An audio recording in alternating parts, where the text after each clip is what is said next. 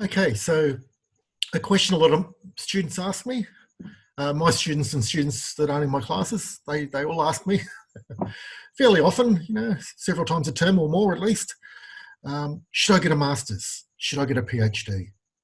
And this applies not just for students at university, but also maybe graduates who've graduated maybe years ago and they're thinking, should I go back to university and get a PhD or a master's? Will it help me in my career? All that sort of thing. So I'm just not just talking about people that are currently students, but you might be more advanced in your career. You might have studied a degree years ago, and you might be thinking, should I do a master's or a PhD?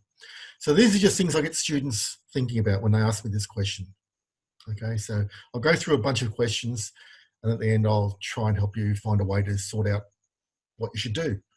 Okay, so the key questions you should ask are you currently or are you working in your career? So in other words, will what you study as a master's or a PhD help you in your career? Is what I'm getting at there.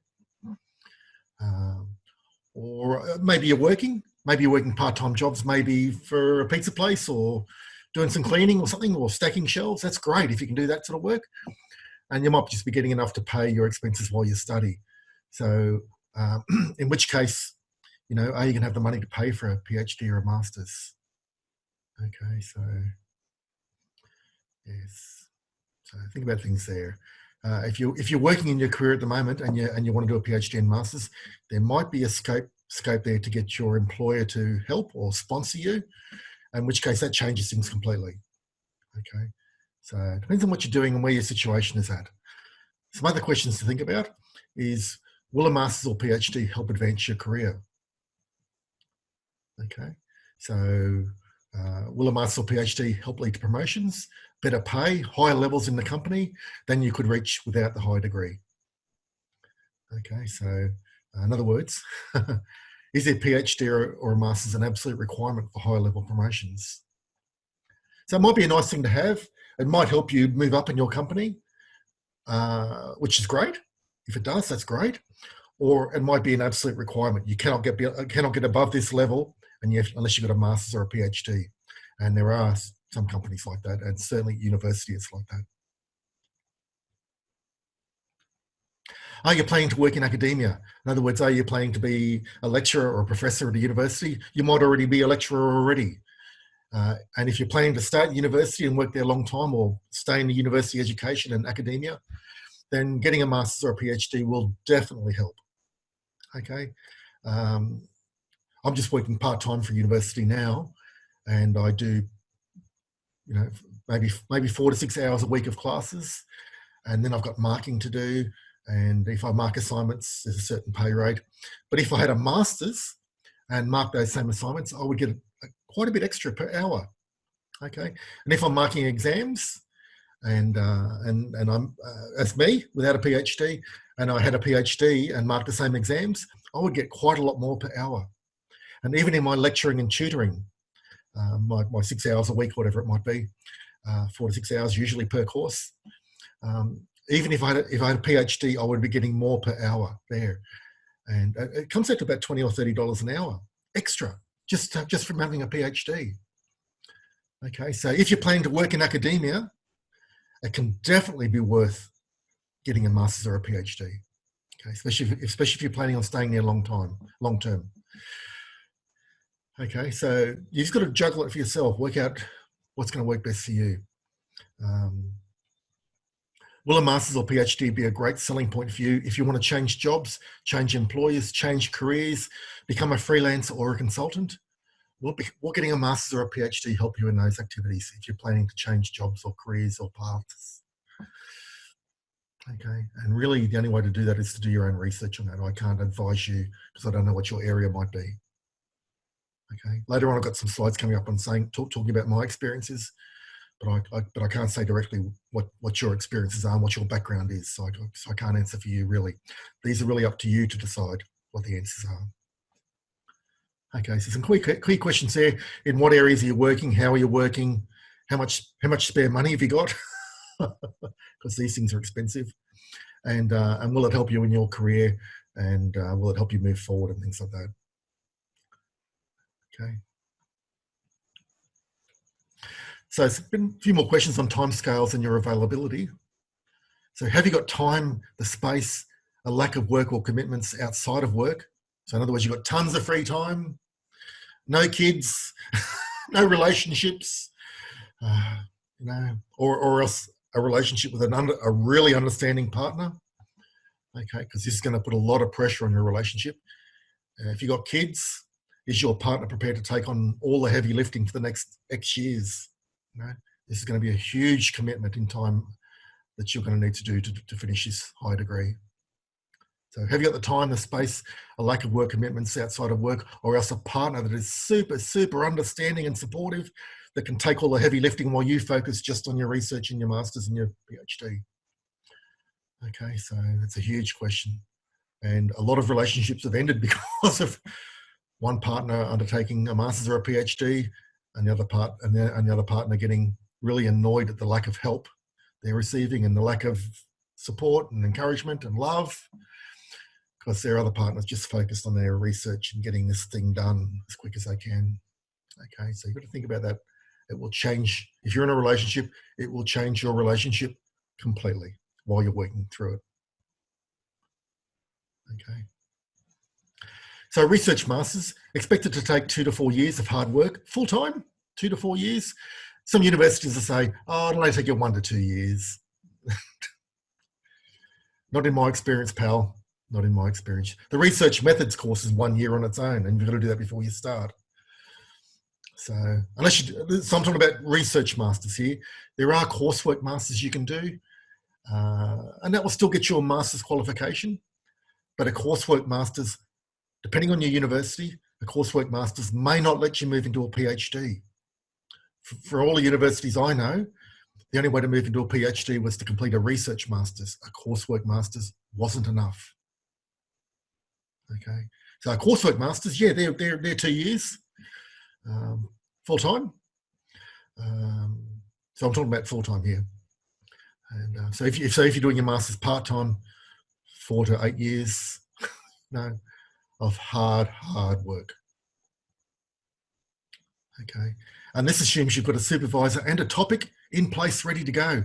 If you're going to be groveling around or scratching around trying to find a topic, and then trying to find a supervisor that can supervise you while you're doing your master's or your PhD, add a lot of extra time.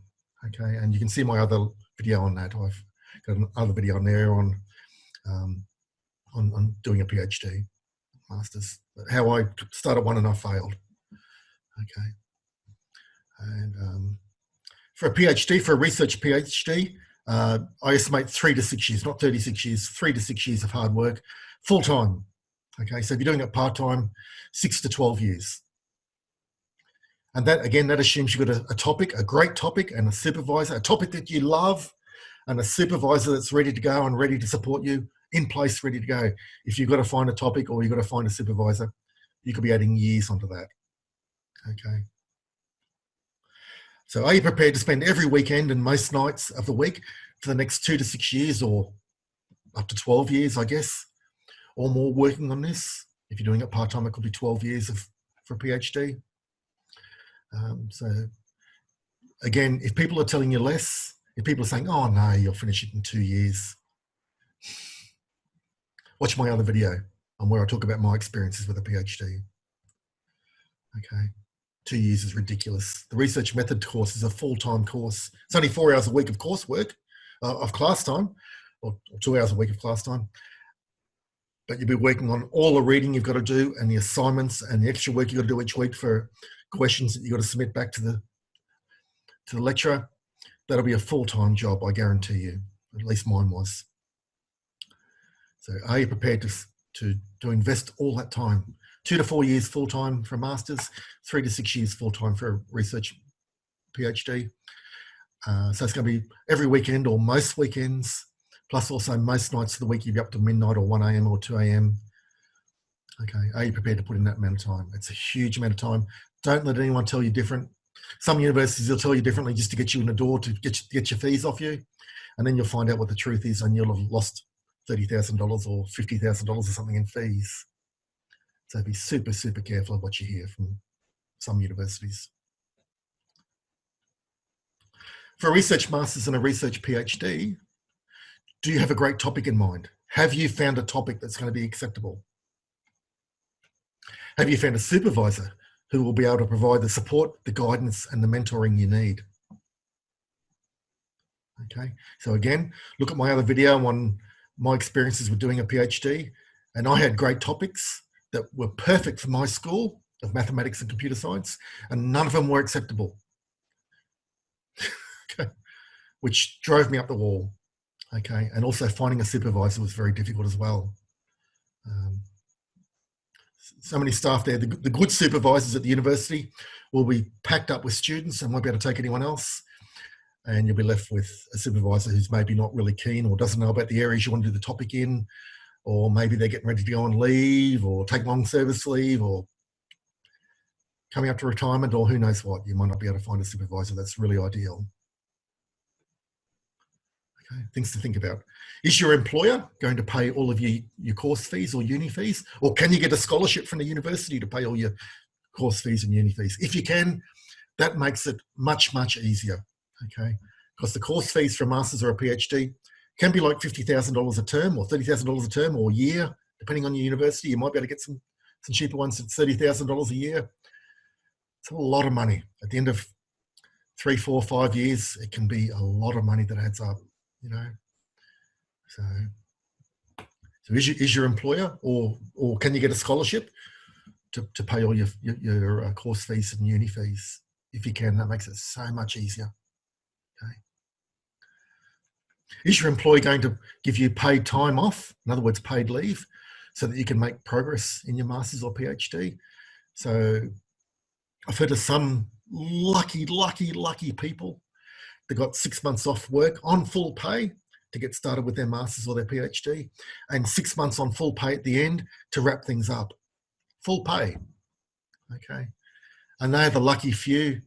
There might be, you know, a big company might get 1 or 2 of those people a year if you're lucky. So if you've got an employer that's going to pay you full time for 6 months at the start or the end, or even a month, or even a day a week, you know, pay you a day a week off so that you can work on it at home, give you 1 day on full pay a week, you know, that just makes things so much better and so much easier.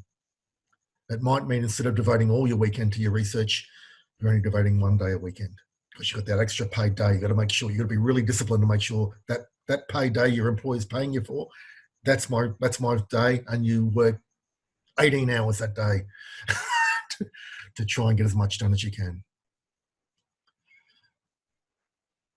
Some observations from my career.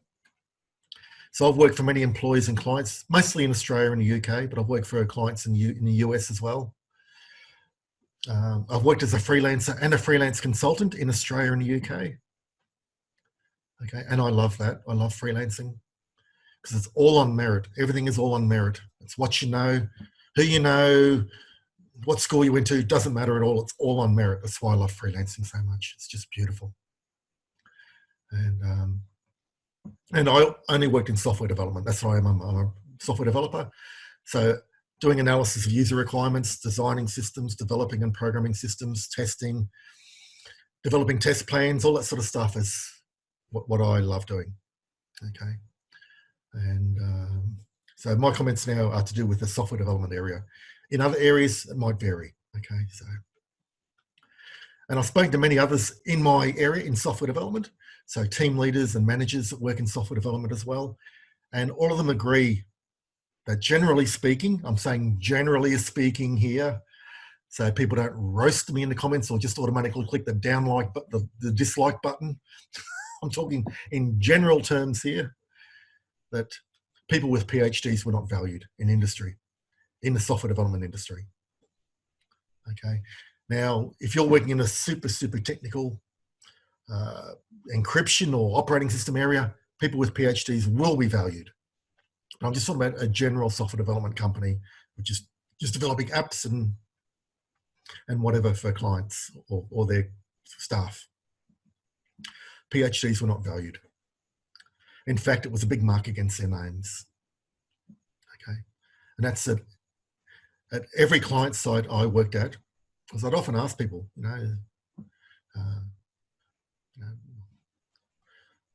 how do people with masters and PhDs go? Because I was interested, you know, I was thinking about it even back then. And also, they'd say, oh, the guy down the hall there has a PhD, and he's got no practical experience. He can't do anything practical. Okay, they might be great researchers. They might be really, really super focused on solving problems, but they didn't have the practical skills that were needed in the software development industry. Okay, so they might know how to research, but from what I witnessed and from what managers and team leaders told me at just about every company I worked for or client I worked for, they had virtually zero practical skills. So you'd ask them to, you know, if you asked a PhD to write a method to do X, Y, Z, or an app that did X, Y, Z, it would take them way, way longer than someone with good practical skills. So someone with good practical skills was always way more valued than someone with a PhD in software development anyway, in the software development in clients and applications I worked on. Okay, but like I said, if you're developing an operating system or something to do with security or something to do with encryption or, you know, anything like that, then a PhD or a master's, especially a PhD, would be a PhD in that area would be highly valued. Okay, so I'm just talking in general terms about getting things done here. You know, I remember one client I worked for that they said, you're taking over from a PhD. And I said, oh, how'd that go? And they said, we'd ask him to do something and weeks would go by and he wouldn't have done anything. You know, he might have written terrific little diagrams and you know, done some really deep analysis on diving into the problem. But in terms of making practical progress on getting the job done, he really hadn't done anything. So they let him go at the end of the contract. He was a contractor, the freelancer. They let him go, so they didn't renew his contract. That was at one of the last clients I worked at in the UK. So the thing to do is to work at the pros and cons, or the positives, negatives. So make a list of the pros and cons, the positive, negatives for completing a master's or a PhD for you. And think of your answers to all of the questions in the prior slides that I asked. Allocate a score to each positive and negative, and some will be worth more than others, and add them up to see what works best for you. So for example, if you're sacrificing all of your spare time for the next 5 years and not getting to spend any of it with your family, that's a huge cost. That's a huge cost. That might have a score of negative 1,000. Okay. And then, you know, getting a promotion in your company within 5 years, that might be a nice thing, but that might only have a score of 100, you know, or 10. So do you want to miss seeing your kids grow up? Do you want to ruin a relationship with your partner? That's way, way more important than a promotion or some more pay. Okay, so that's my advice anyway. So have a think about the questions I asked in the prior slides and see what works best for you. There's no one answer fits everybody. It all depends on you. But if you can find somebody, your employer or a university that will sponsor you or pay your fees, makes it so much easier. If your employer is going to work with you and give you a day off or pay time off at the start and pay time off at the end, that makes it so much easier again. Okay, and if you're working in a career where you've really got to have a PhD or a master's to progress up the ladder, then again that makes it a much simpler decision. Then you've got to really weigh off the effects of what it's going to have on your family or your relationships. Okay, I hope that was useful anyway. So sorry I can't give a definite answer, but it really depends on everyone's situations. Only really you can decide what's best for you. But I hope what I've suggested on the prior slides there, the topics and questions, I hope they give you a good starting point for exploring this further. Anyway, hope that was useful. Thanks for watching. Have a nice day.